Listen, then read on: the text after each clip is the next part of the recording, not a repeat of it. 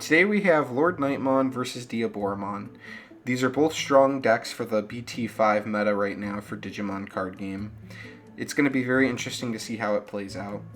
So the Lordknightmon is going first. They're going to hatch and play a Patamon, getting that inheritable effect. And then they're going to put the opponent to 1 with a Turymon, which is good because the Diaboromon player can't really go into a level 4 or a level 5 because both their level 4s cost 2, so that would pass the turn immediately. We see the Diaboromon player play a Caramon, probably in hopes of finding an errata and maybe filling out that line, as we see they grab the level 4, which is what they seem to be missing that turn. So the turn's going to go back over to the Lordknightmon player. They're going to draw for turn. They're going to play out a Pulsemon, probably trying to dig more to try to get the level 5. The Diaboromon player is going to take their turn at 1 memory. Going to pull out the other Caramon and attack to try to get it into the graveyard, most likely to get it online for when they play an errata. But luckily for the Lordknightmon player, they hit a TK right off the bat, which is a really good security hit this early in the game. They're going to grab a Slash Angemon, which hopefully they can use later by playing out a Nightmon. It looks like it goes back to Diaboromon when they play a Shademon to try to get some blockers up for the Pulsemon and stuff like that. Crusadermon's going to go. They're going to keep trying to dig. They got the they hatched again and put a Patamon down. Looks like they're really missing the level 5 or possibly another level 4, which is something they really need to see to try to take advantage of the fact that the opponent stumbled for a second. Looks like they did get the level 5, but unfortunately it's a Nightmon, which you never really want to see as the Lordknightmon player. Then they'll go into Slash Angemon. They're going to kill the blocker off. The Diaboromon player is going to go. They hatch. They attack again, trying to take out that security while they can. Patamon puts it in the graveyard.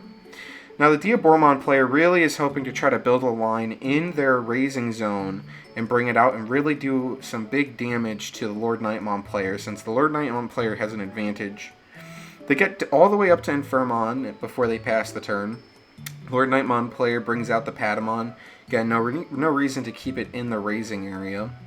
They Digivolve the Turymon. Looks like they're trying to build another line in hopes of either drawing the Lordknightmon, which they appeared to miss.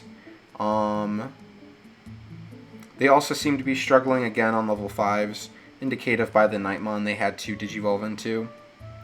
They're going to go in with the Slash Angemon. Not much use for it. If it dies, it's not the end of the world. There's nothing to Volder Arm, so it's not like they want it around for that currently. They Digivolve to another Turymon.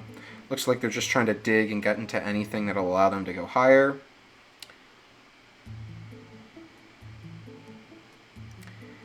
And they Digivolve into another Nightmon, which again, really don't want to do it, but that's what they had to do.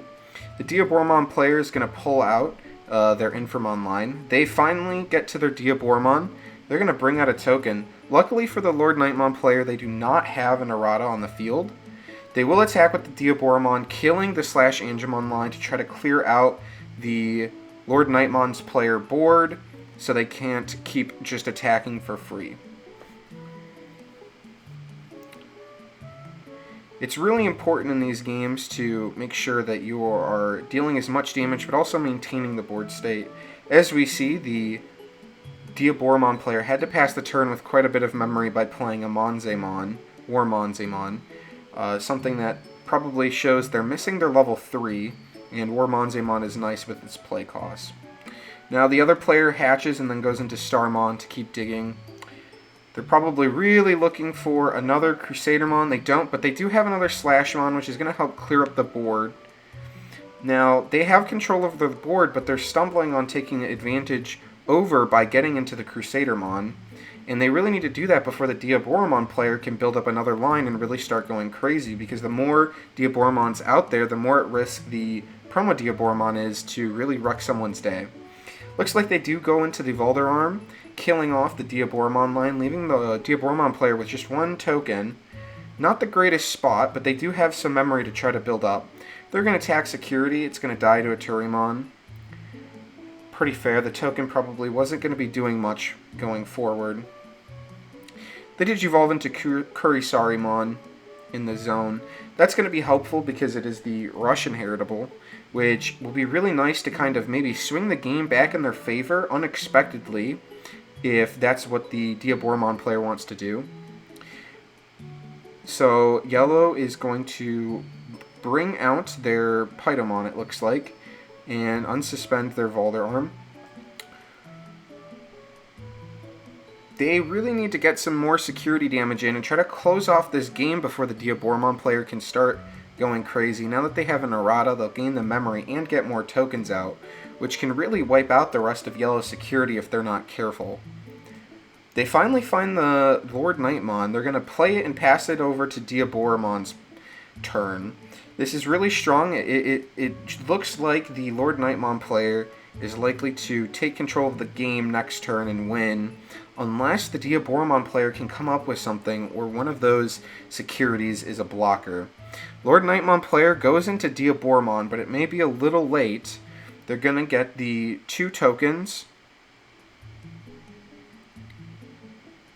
Looks like they're talking about something. Yeah, there are the 2 tokens for the Diaboromon player. But those tokens aren't going to help block, although they do have Rush, but the yellow player has 1 blocker to prevent them from dying this turn. So Starmon is the security, which isn't going to do anything. You're going to attack. Lordknightmon is going to block. Then they are going to lose their last security to the token. Now, it looks like it's going to be in favor of Lordknightmon when the turn passes, unless the Diaboromon player can really play... Oh, there's an Infinity Cannon targeting the Crusadermon. That's a pretty big play, but that gives the Lordknightmon player enough memory to possibly go into Bushiagumon to win the game, if that's something they have in hand.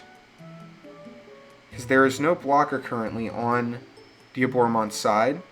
They go into Yellow War Greymon, then they go into Crusadermon. That's a good start. They're going to attack with Crusadermon, and they are going to bring out the Bushiagumon, which means this is going to be the end for the Diaboromon player unless there was security, and there was none. I wanted to say thank you for watching as well. We're going to be posting more gameplay footage in the coming weeks. If you feel like subscribing, please do so. Leave a like. If you have any matchups you'd like to see, request them down in the comments, and we'll likely to get them and upload a video.